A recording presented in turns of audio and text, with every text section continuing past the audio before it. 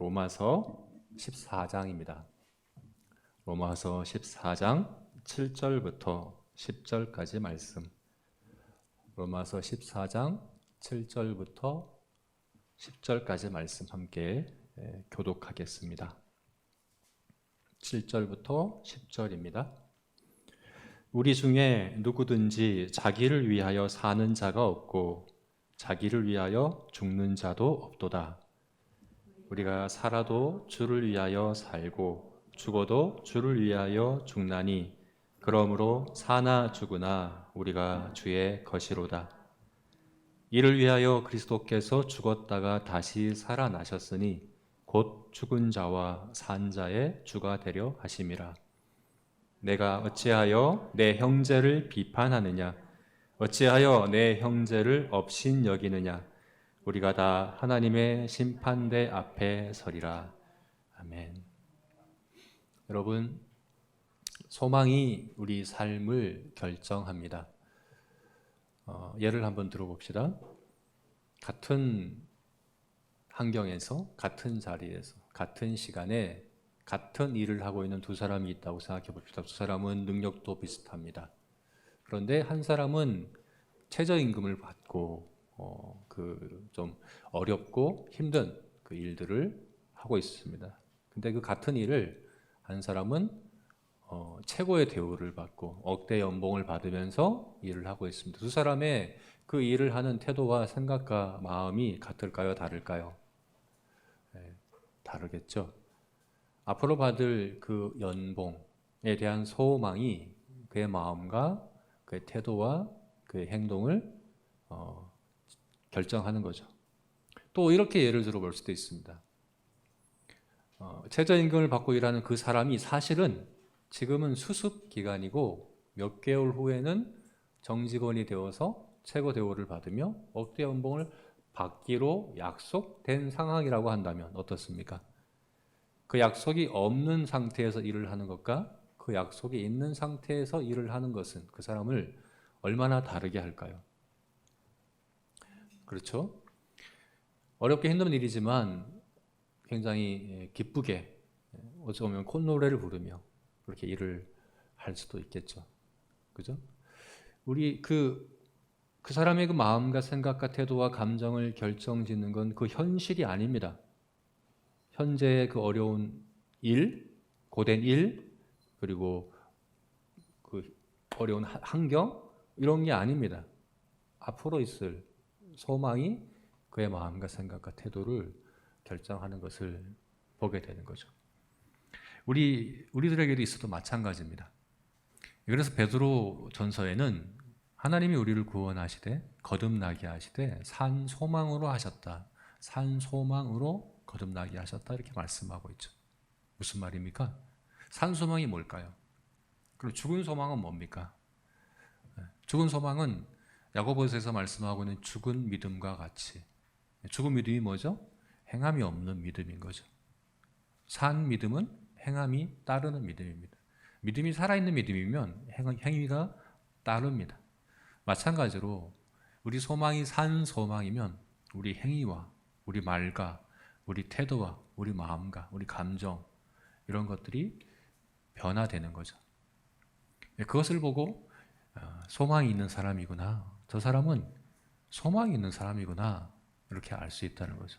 그래서 베드로전서 동일하게 베드로전서 3장 말씀에서는 너희에게 소망의 이유를 묻는 이들에게 대답할 말을 준비하라라고 이야기하죠. 네. 우리 믿지 않은 이웃들이 우리에게 물어본다는 겁니다. 당신의 소망의 이유가 뭐요? 이렇게 물어본다는 겁니다. 사실은 대체로 믿지 않는 이웃들은 우리에게 이렇게 질문하지 않습니다. 무관심하거든요. 구원에 대해서, 복음에 대해서, 소망에 대해서 사실 관심이 없어요. 그것에 관심이 있어서 물어보는 거 아닙니다. 왜 물어봅니까? 우리 삶을 보니까, 우리 태도를 보니까, 우리가 생각하고 행동하고 우리가 평소에 갖는 그 사고방식과 이런 것들을 볼 때에 저 사람은 도대체 무슨 소망이 있어서 저렇게 하는 거야? 이렇게 묻는다는 거죠. 마치 그 어려운 환경에서 고된 일을 하면서도 흥겁게 콧노래를 부르면서 하는 그 사람에게 당신은 뭐가 그렇게 즐거워서 그렇게 일을 합니까? 물어보는. 혹시 정직원이 되는 그런 약속을 받았습니까? 뭐 이렇게. 그 소망이 있습니까? 이렇게 궁금해하는 거죠. 마찬가지로 성도는 여러분, 우리가 지금 현실, 우리가 마주하고 있는 우리의 현재의 상황과 여건과 우리의 현실로만 설명할 수 없는 그런 삶을 살아가는 게 바로 성도들인 거죠. 우리에게는 산 소망이 있다는 말입니다. 그래서 이 소망, 사실 우리 믿음도 마찬가지거든요. 믿음도 사실은 소망과 아주 깊은 관련이 있습니다. 히브리서에서 이렇게 말씀하죠. 믿음은 바라는 것들의 실상이요 보지 못하는 것들의 증거니라, 이렇게 히브리서에서 말씀하고 있지 않습니까? 여러분, 우리가 믿는 것이 과거의 일에 대한 믿음도 필요합니다. 예수님께서 우리를 위해 죽으셨습니다. 하나님이 우리를 작정하시고 택정하시고 부르셨습니다. 과거에 우리를 위하여 이렇게 하나님이 사랑하셨습니다. 이것을 믿는 거 필요하고 중요합니다. 그러나 거기에만 머물고 장래에 하나님의 은혜에 대한 소망이 없다고 한다면 이것은 반쪽짜리 믿음이고, 사실은 반쪽도 안 돼요. 그것은 죽은 믿음입니다. 아무 소용이 없습니다. 참된 믿음은 소망이 있습니다. 과거 이스라엘 백성들이 광야에서 홍해를 건넜죠. 만나를 먹죠. 불기둥과 구름기둥으로 하나님이 인도하시죠. 그 하나님의 기적들을 경험했습니다. 과거에 그 경험을 했습니다. 그러나 그들이 하나님께 끊임없이 원망하고 불평하고 불순종하고 우상을 숭배하고. 왜 그랬습니까? 과거의 경험을 믿지 않아서 그렇습니까?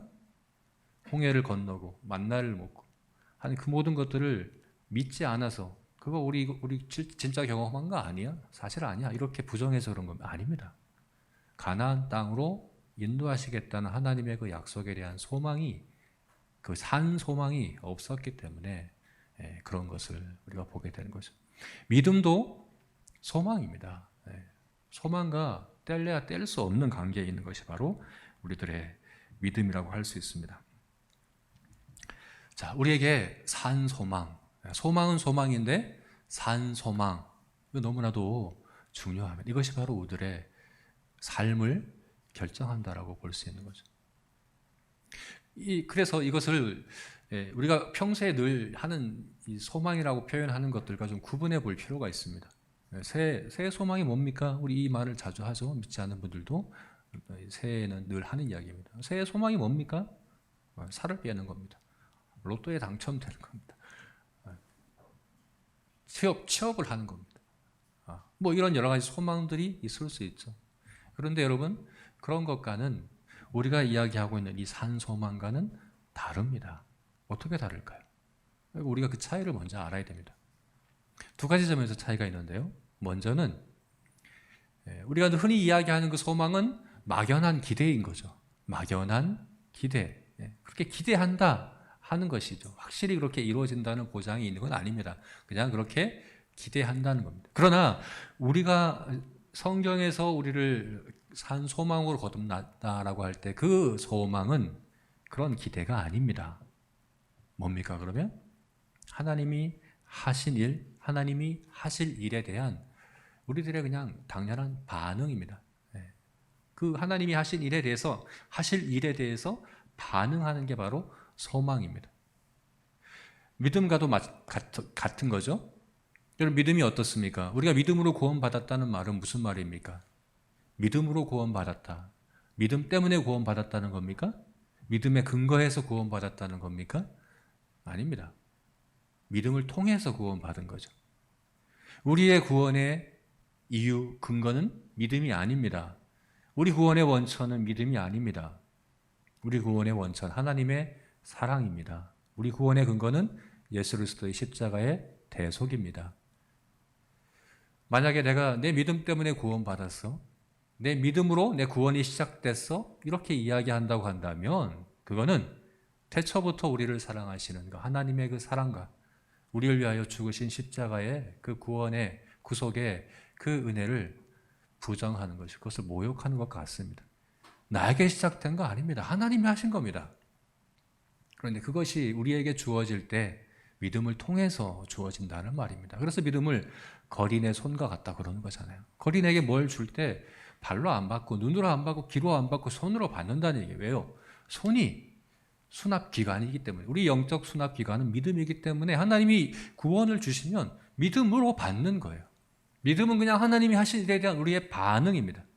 소망도 마찬가지입니다. 소망은 하나님이 하신 일에 대한 우리들의 반응입니다. 그렇기 때문에 이것은 확실합니다. 머리카락 하나도 우리가 희거나 검게 할 수 없고, 키를 한 자라도 자라게 할 수 없는 우리의 그 능력과 지혜에 달려있는 게 아니라, 그렇게 불분명한 그런 기대가 아니라 전지하고 전능하신 하나님의 그 능력에, 하나님의 그 섭리에 근거한 것이기 때문에 우리가 가진 소망은 이미 이루어진 기정 사실과 같은 겁니다. 불확실한 막연한 기대가 아닙니다. 반드시 이루어지는 확실한 사실에 대한 반응이 바로 우리가 가진 소망이다. 이렇게 이야기해 볼 수 있는 거죠. 두 번째로, 우리가 가진 이 소망이 우리가 평소에 이야기하는 그 소망과 어떻게 다른가? 이것은 사나 죽으나 유일한 소망입니다. 살아서나 죽어서나 유일한 소망입니다. 이것이 바로 오늘 우리가 보려고 하는 뉴시티 교리문답 1문의 질문이죠. 우리 한번 1문의 질문을 읽어볼까요? 뉴시티 교리문답의 질문. 첫 번째 질문입니다. 우리가 오늘 1문을 보게 되는데요. 질문만 한번 읽어봅시다. 시작. 사나 죽으나 우리의 유일한 희망은 무엇입니까? 네, 희망은 무엇입니까? 소망은 무엇입니까? 사나 죽으나 우리의 유일한 소망은 무엇입니까? 여러분, 여기서 유일한 소망이다, 다른 정도가 아니라 아예 유일한 소망이다 라고 표현하고 있죠. 왜 이것을 유일한 소망이라고 할까요? 그 앞에 있는 그 조건 때문에 그렇습니다.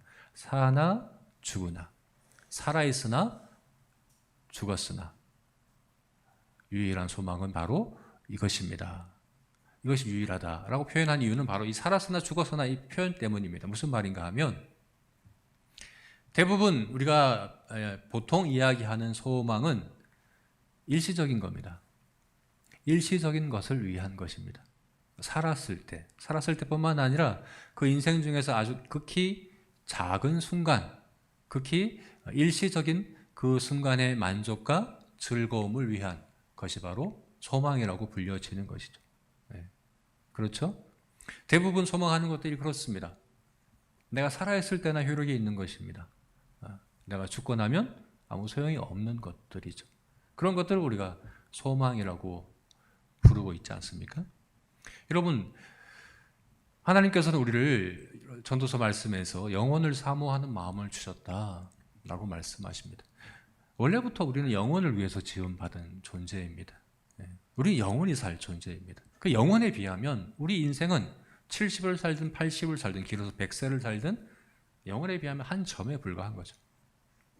그리고 한 점에 불과한 것에 그 점도 되지 않는 인생의 극히 작은 순간과 작은 부분들을 위한 것들을 우리는 소망이라고 부르고 있는 거죠. 왜 이렇게 부릅니까? 눈이 멀어서 그런 거죠. 죄는 우리의 영적 눈을 멀게 하기 때문에 영적 맹인이 되고 근시안이 되는 거예요. 눈앞의 것만 봅니다. 영혼을 보지 못합니다. 바로 앞의 것만 봅니다. 근데 우리가 복음의 안경을 쓰게 되면 영혼을 바라보는 거죠.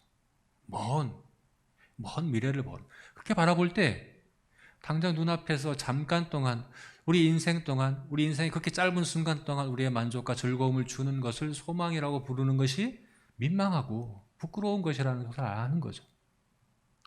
그건 소망도 아니야 라고 생각하게 되는 거죠. 우리에게는 유일한 한 가지 소망밖에 없어.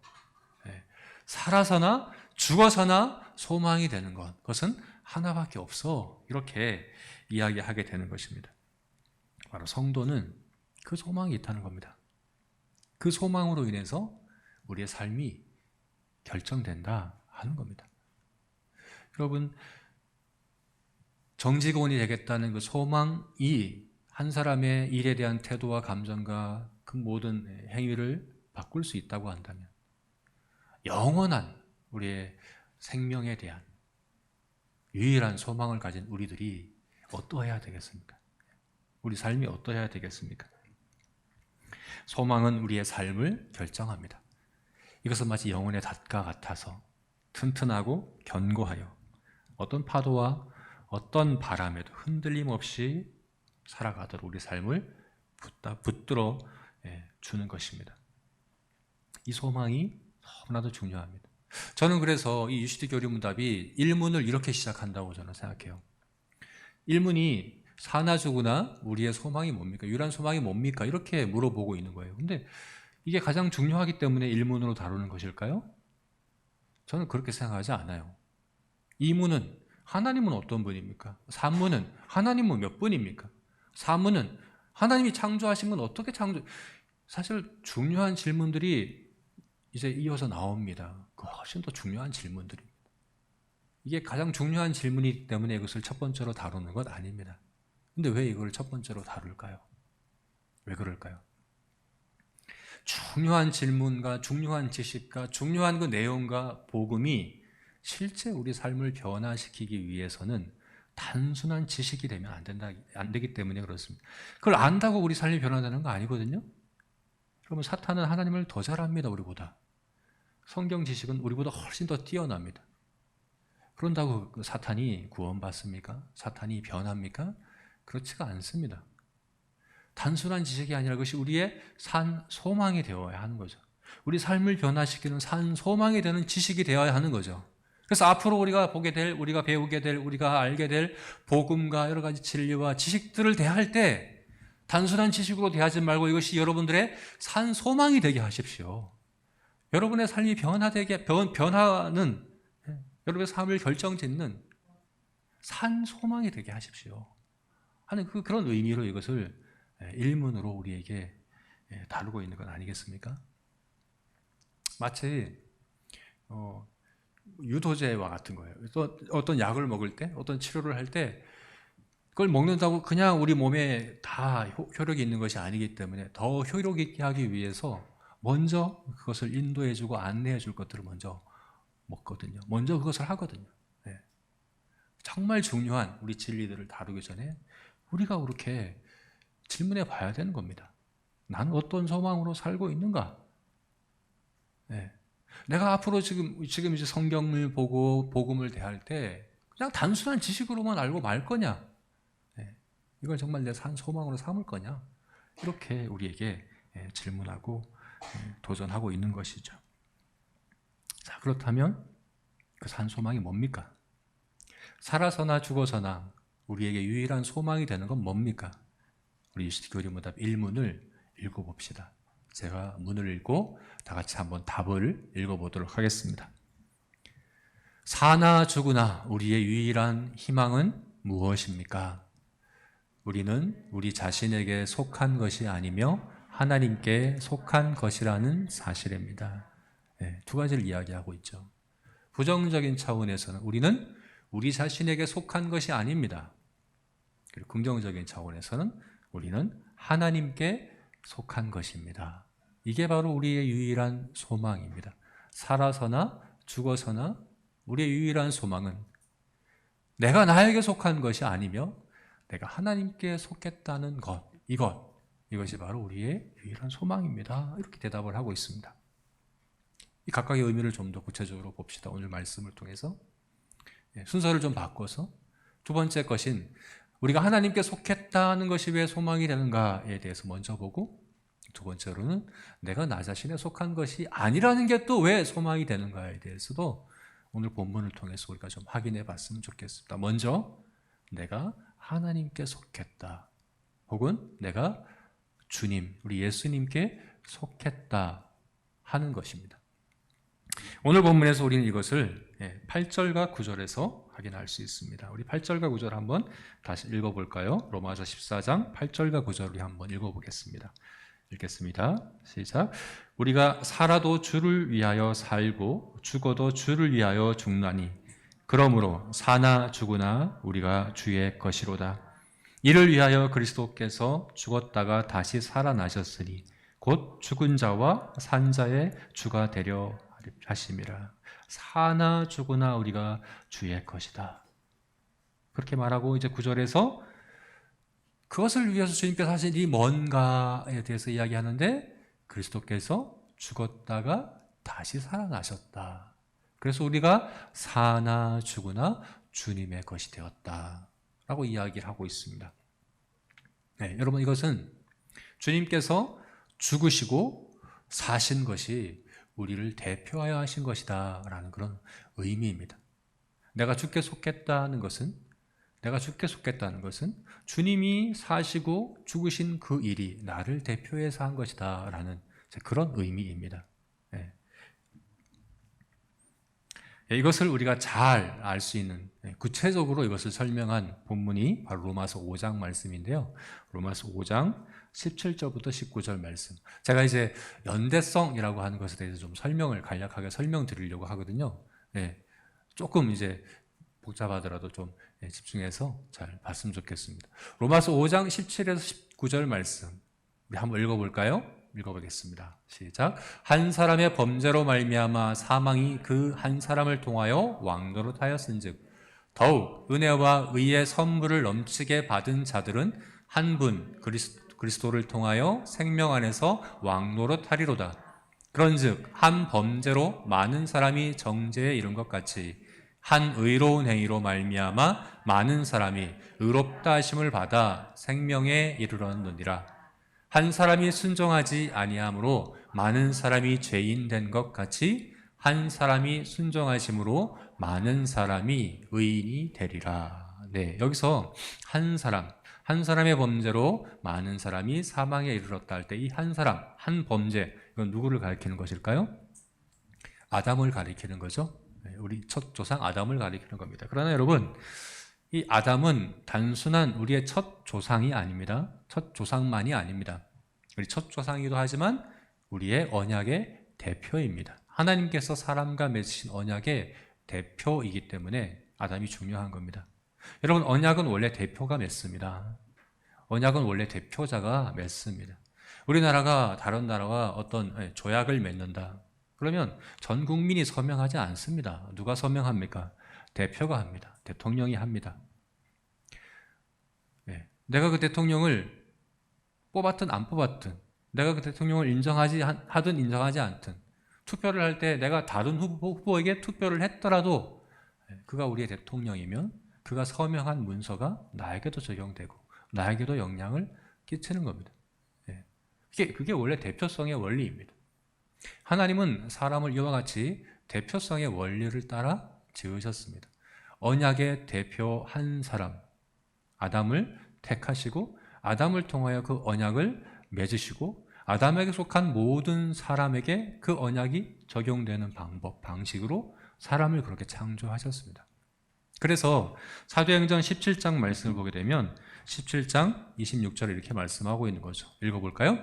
인류의 모든 족속을 한 혈통으로 만드사 온 땅에 살게 하시고 그들의 연대를 정하시고 거주의 경계를 한정하셨으니 하나님께서 인류의 모든 족속을 어떻게 지으셨다고요? 한 혈통으로 지으셨다, 만드셨다. 그래서 온 인류는 한 혈통입니다. 심지어 하와마저도 하나님께서는 흙으로 만드지 않으셨어요. 아담의 갈비뼈를 가지고 만드셨어요. 왜요? 한 혈통이 되게 하기 위해서. 아담이 언약의 대표이고 그 언약적 대표인 아담에게 모든 사람이 속하게 하기 위해서 하나님께서 그렇게 만드셨습니다. 그럼 우리가 이렇게 질문해 볼 수 있습니다.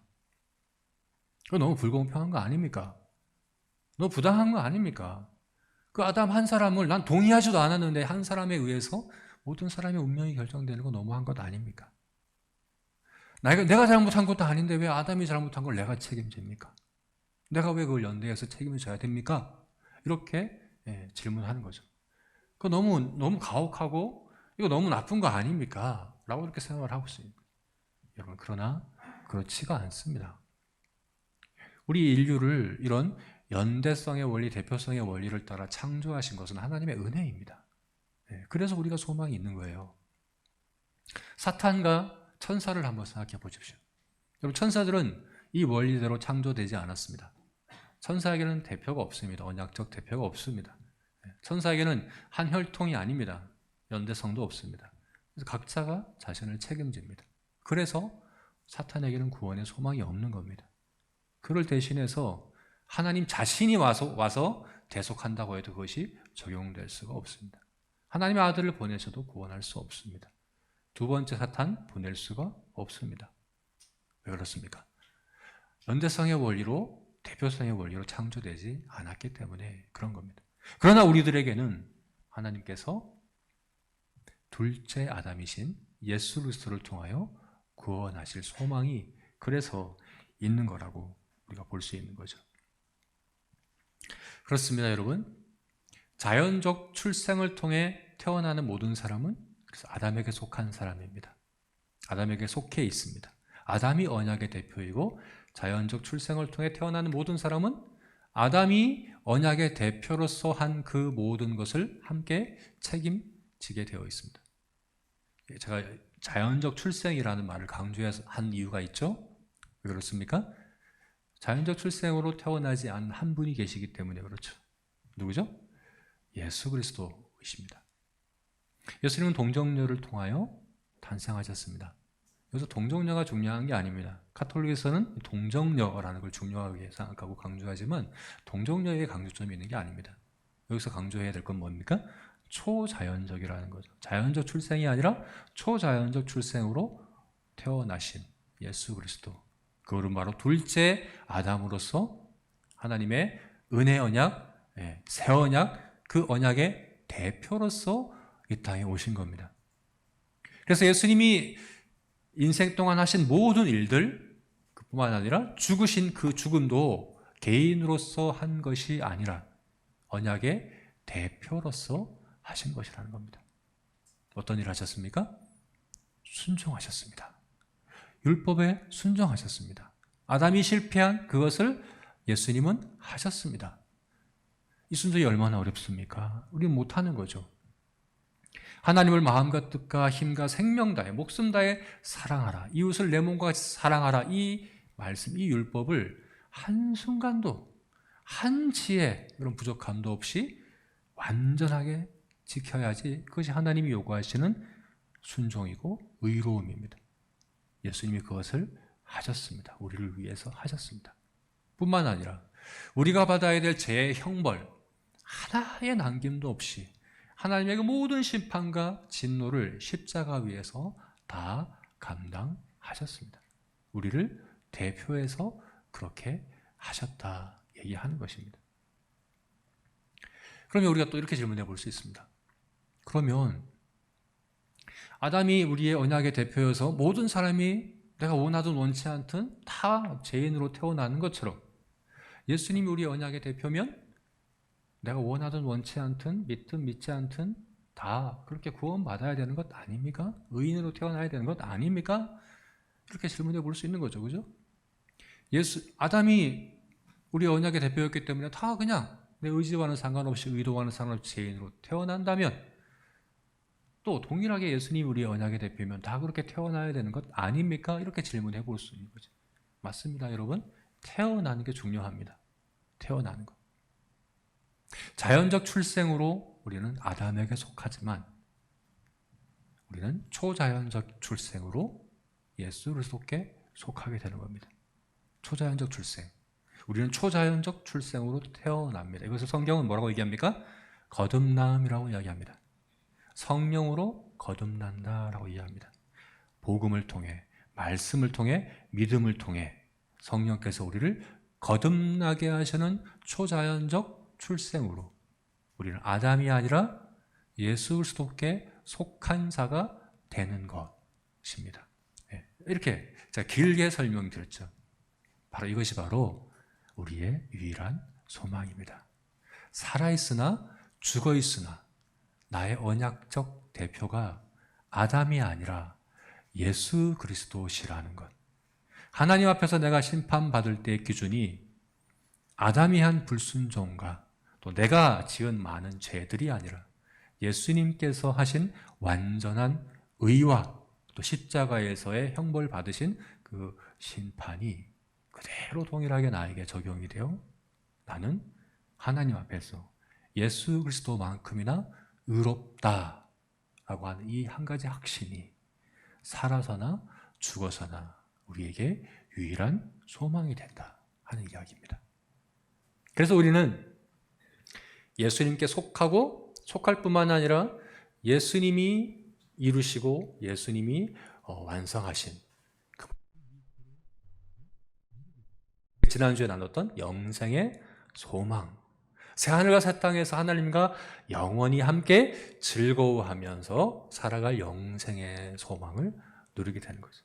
그래서 구원을 단 두 단어로 이렇게 표현하는 거예요. 연합과 교통이다. 구원은 연합과 교통이다. 예수 그리스도와 연합하고 예수 그리스도와 교통하는 것, 이것이 구원이다.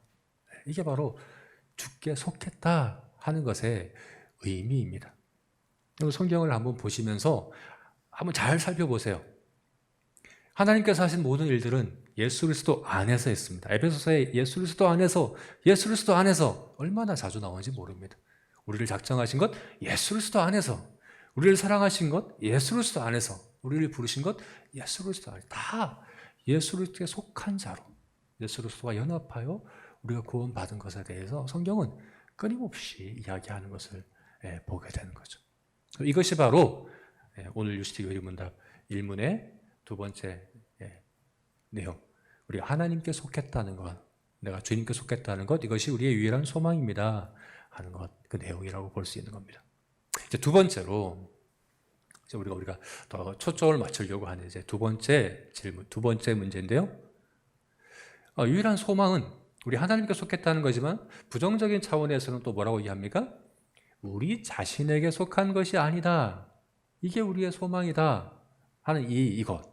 저는 이것 때문에 사실 이것이 일문으로 다뤄지고 있다고 믿거든요. 생각을 하거든요. 우리가 우리 자신에게 속한 것이 아니다. 이것이 우리에게 소망이 된다. 지금 이렇게 이야기를 하고 있는 거죠. 이렇게 또 우리가 질문해 볼 수 있어요. 이 문제에 대해서. 아까 말씀드렸잖아요. 모든 인류는 둘 중에 하나입니다. 아담에게 속했거나 예수 그리스도께 속했거나 둘 중에 하나거든요. 내가 예수 그리스도께 속했거나 내가 아담에게 속해 있거나 둘 중에 하나예요. 그러면 오늘 이 일문의 답도 내가 아담에게 속한 것이 아니라 하나님께 속한 것이 내 유일한 소망, 이렇게 답을 해야 되는 건 맞는 것 아닙니까? 그렇죠? 아담에게 속했거나 예수님께 속했거나 둘 중에 하나라고 한다면 이 답이, 이 유스티교 일문의 답이 나는 아담에게 속한 것이 아니요 예수 그리스도께 속한 것입니다 라고 답을 해야 되는 것 아닌가요? 우리가 지금 보고 있는 유스티교 일문답, 이것은 우리 어린이용을 보고 있거든요. 근데 이제 어른 거는 같은 내용인데 조금 길어요. 거기 보면 하나님과 예수 그리스도께 속한 것입니다. 예수 그리스도 같이 나오고 있어요. 그게 더 정확한 거죠, 그죠? 오늘 본문에서는 예수 그리스도께 속해 있다고 얘기하고 있습니다. 그래서 아담에게 속해 있거나 예수 그리스도께 속해 있다 이렇게 얘기되는데, 나는 아담에게 속한 게 아니라 예수님께 속한 겁니다 이렇게 얘기되는데 뭐라고 얘기합니까? 나 자신에게 속한 게 아니라 하나님께, 예수님께 속한 것이 내 소망입니다 이렇게 대답을 하고 있는 거예요. 왜 이렇게 대답을 할까요, 여러분? 왜? 제가 말씀드린 대로 이게 일문으로 다뤄지고 있는 이유가 바로 이거예요. 실제 우리 삶에 있어서 이게 진짜 우리의 소망이 되는 데 있어서 정말 중요한 문제가 뭔지 아십니까? 네. 내가 예수 그리스도를, 내가 하나님을, 내가 그분께 속해 있다는 것을 소망으로 삼지 못하게 하는 그 문제가 뭔지 아십니까? 바로 내가 나의 주인 되려고 하는 것이죠. 내가 나의 주인이다. 내가 나에게 속해 있다. 라고 하는 바로 그것입니다. 아담에게 속한 사람의 특징, 아담에게 사람에게서 나타나는 그 특징은 뭡니까? 내가 아담에게 속했다라고 여기고 살아가는 게 아니라 내가 나의 주인이다. 난 나에게 속했다. 라고 여기며 살아가는 겁니다. 여러분, 아담이 보였던 태도가 그거잖아요. 그죠? 내가 하나님과 같아질 거야. 내가 선악을 결정할 거야. 나는 내가 결정할 거야. 나는 나에게 속했어. 이게 바로 제 본성이거든요. 그 아담의 후손들이 가진 특징이 뭡니까? 내가 나의 주인이야. 난 나에게 속했어. 이렇게 얘기하는 거예요. 오늘 본문에서 우리가 이것을 확인해 볼 수 있습니다. 여러분, 오늘 우리가 본 우리 14장 7절부터 10절까지 말씀을 봤지만 이 14장의 문맥이 어떤 문맥인가 우리 봐야 되거든요. 14장 1절부터 3절 말씀 한번 볼까요? 1절부터 3절 말씀 한번 읽어봅시다. 로마서 14장 1절부터 3절입니다. 한번 같이 읽어봤으면 좋겠습니다. 읽겠습니다. 시작. 믿음이 연약한 자를 너희가 봤되 그의 의견을 비판하지 말라. 어떤 사람은 모든 것을 먹을 만한 믿음이 있고 믿음이 연약한 자는 채소만 먹느니라. 먹는 자는 먹지 않는 자를 업신여기지 말고 먹지 않는 자는 먹는 자를 비판하지 말라. 이는 하나님이 그를 받으셨음이니라. 여러분, 여기서 바울이 다루고 있는 문제는 뭐냐? 먹는 것에 대한 문제입니다. 특별히 고기를 먹는 문제로 로마 교회 안에 다툼이 있었습니다. 한쪽이 한쪽을 업신여기고 또 그쪽은 또 다른 쪽을 비판하고 하는 그런 다툼이 있었어요. 문제가 있었어요. 왜 그렇습니까? 우상에게 드렸던 제물이거든요. 당시에 시장에 유통되던 그 고기들은 다 우상에게 바쳐졌던, 제사드렸던 그런 고기들이에요.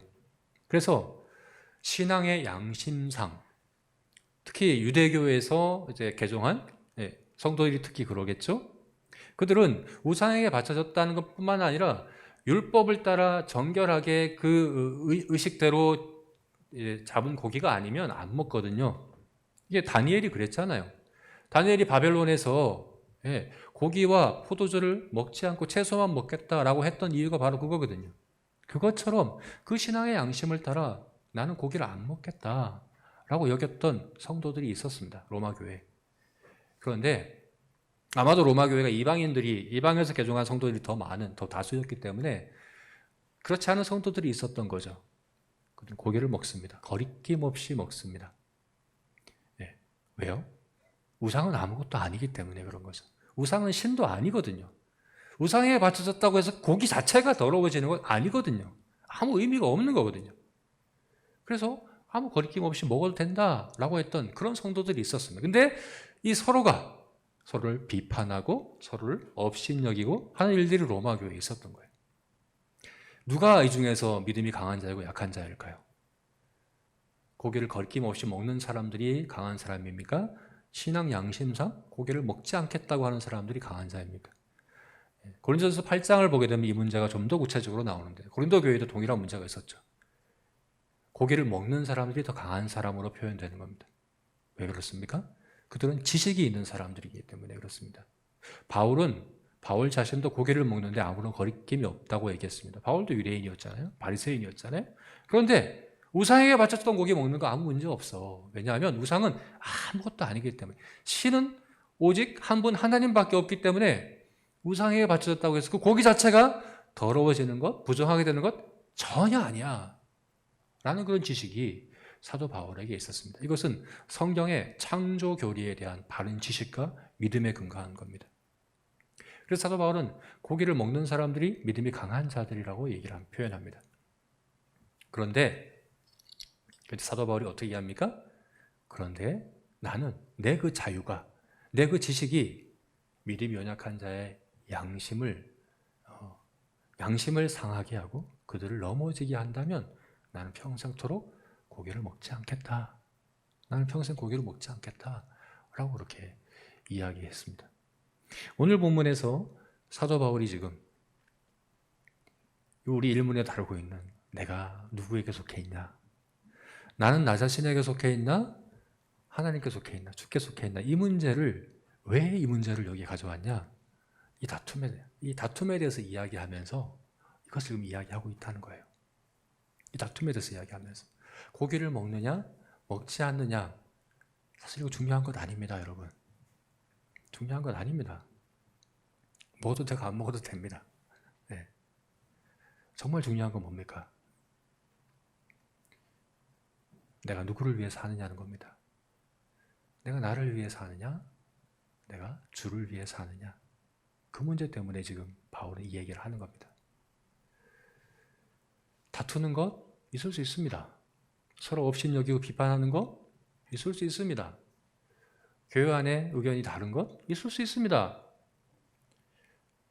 저는 비판도 할 수 있다고 봅니다. 사도 바울은 비판 얼마나 많이 했는데요. 사도 바울은 복음에 관해서는 절대 타협하지 않았습니다. 그죠? 자기 목숨을 걸고 양보하지 않았습니다. 우리 때로는 그렇게 해야 되는 거예요. 근데 사도 바울이 지금 보는 건 뭡니까? 누구를 위해 사느냐를 지금 보는 겁니다. 누구를 위해? 넌 누구를 위해 살고 누구를 위해 죽느냐 하는 이 문제로 이것을 보고 있는 겁니다. 그리고 그 문제를 볼 때 내가 주께 속해 있고 내가 주를 위해 살고 주를 위해 죽는다고 할 때 그걸 정말 다루기 위해서, 현실에서 우리가 다루기 위해서 봐야 되는 건 뭐냐면 이기심과 자기중심성이라는 겁니다. 이기심, 자기중심성. 나를 위해서. 나를 위해서. 겉으로 볼 때는 그래 우리 하나님의 신앙 양심을 따라서 혹은 창조 교리와 그 지식을 따라서 고기를 먹어도 돼 안 먹어도 돼 이렇게 얘기하는 것 같지만 실상은 자기를 위한 거죠. 네. 실상은 자기를 주장하는 거죠. 실상은 자기가 중심이 되어 있다라는 것을 지금 지적하고 있는 겁니다. 여러분 우리가 산 소망으로 살아가기 위해서 우리 자기중심성과 이기심은 반드시 다뤄져야 됩니다. 우리가 이기적으로 자기중심적으로 살아가는 것은 영적 자살행위입니다. 그 있잖아요. 요즘 최근에 자기 면역 질환들이 굉장히 많은 것 같아요. 루푸스나 루마티스나 뭐 이런 것들이 내 면역 체계가 나를 공격해요. 여러분 자기중심성이 그런 겁니다. 이기심이 그런 겁니다. 내가 나를 사랑하는 것 같은데 사실 그게 나를 죽이는 거거든요. 특별히 소망을 죽이는 것이거든요. 그거는 내가 주께 속해 있다는 것을 부정하는 것이거든요. 하나님이 내 주인이라는 것을 부정하는 것이거든요. 이거 심각한 문제인 겁니다. 그래서 10절 말씀이에요. 오늘 읽은 10절 말씀이에요. 우리 읽어볼까요? 10절 말씀 다시 한번 읽어봅시다. 시작. 내가 어찌하여 내 형제를 비판하느냐? 어찌하여 내 형제를 업신여기느냐? 우리가 다 하나님의 심판대 앞에 서리라. 우리가 다 하나님 심판대 앞에 서리라. 두 가지 차원을 얘기하는 겁니다. 네가 비판하고 네가 업신여기는 그 형제가 주님이 주인이야. 하나님이 주인이야. 네가 지금 그를 비판하고 업신여기는 건 하나님께 대해 하는 거야.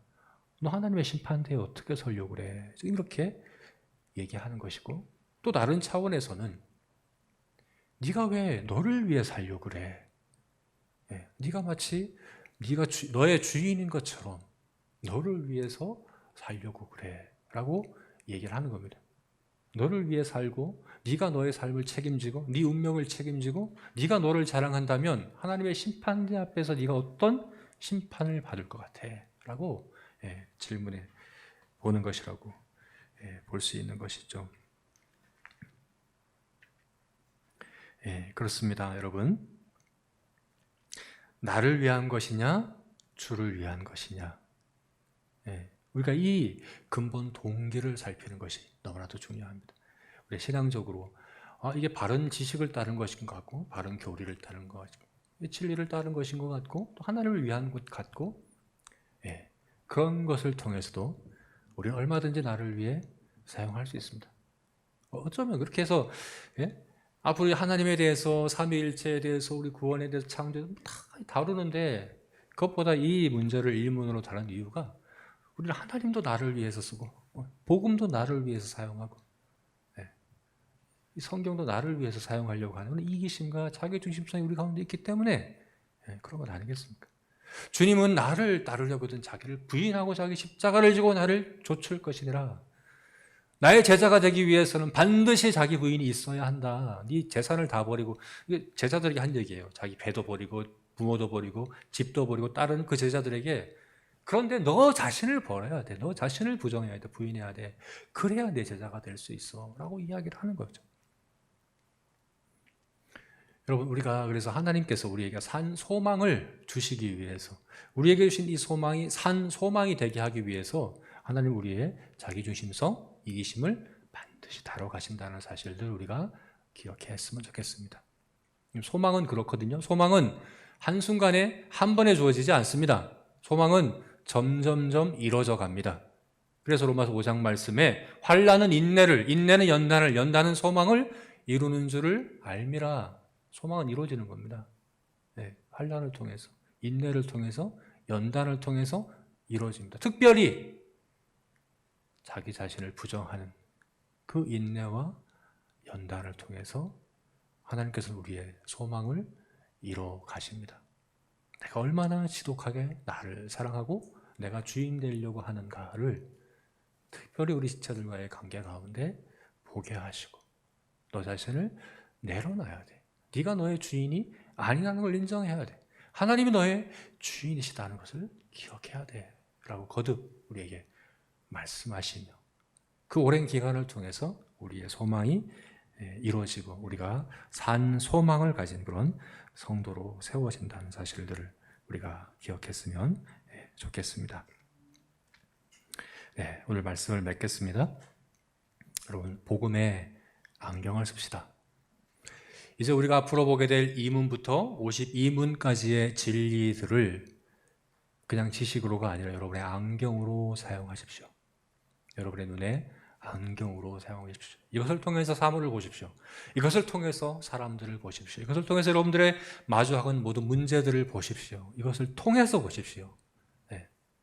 특별히 이것이 산 소망에 되게 하기 위해서 나 자신의 자기중심성과 이기심을 철저하게 바라보십시오. 그것을 내려놓고 부정하는 소망을 이뤄가는 그런 한 해의 우리 모든 성도들의 삶이 되시기를 주님의 이름으로 축원합니다. 아멘.